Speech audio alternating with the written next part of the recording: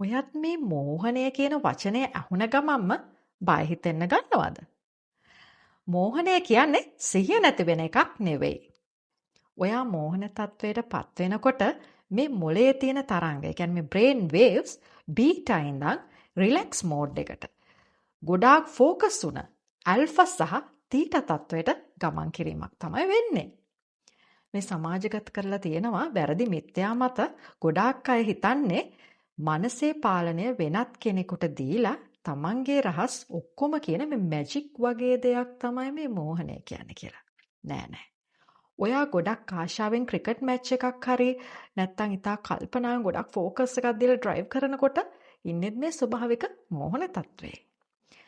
මේකෙදී කිසිම කෙනෙක්ට ඔයාගේ පාලනය එයාගේ අතට ගන්න බෑ. ඔයාගේ කැමැත්තක් නැතුව කිසිම දෙයක් කරන්න කියලා බල කරන්නත් බෑ. මේන් ඔයාගේ මනසේ පාලනය අහිමි කිරීමක් සිදු වෙන්නේ නැහැ. ඔයාගේ මනසේ පාලනය ඔයාගේ අතටම ලබා දෙන මේ ක්‍රියාවලියක් තමයි මෙතන මෝහනයේදී සිද්ධ වෙන්නේ.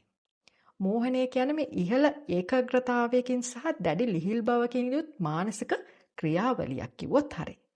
මෝහනය ඉතා හොඳින් ට්‍රේන් වුණු තෙරපිස්ට් කෙනෙක්ගෙන් ඔයාගේ ජීවිතයට පොසිටිව් චේන්ජ් එකක් ගන්න පුළුවන් තත්වයක් තියෙන්නේ. මෙහිදී ඔයාගේ මේ යටිසිතේ, ඒ කියන්නේ මේ සබ්කොන්ෂස් මයින්ඩ් එකේ පළපදියම් වෙච්ච බය, ඇන්ක්සයිටි, ડિප්‍රෙෂන්, මානසික කම්පන වගේ දේවල් එක විශ්වාස සම්පූර්ණයෙන්ම අයින් කරන්න පුළුවන් ලස්සන හොඳ සාර්ථක ක්‍රමයක්. මෝහනය වීමට බය වෙන්න ඕනේ නැහැ.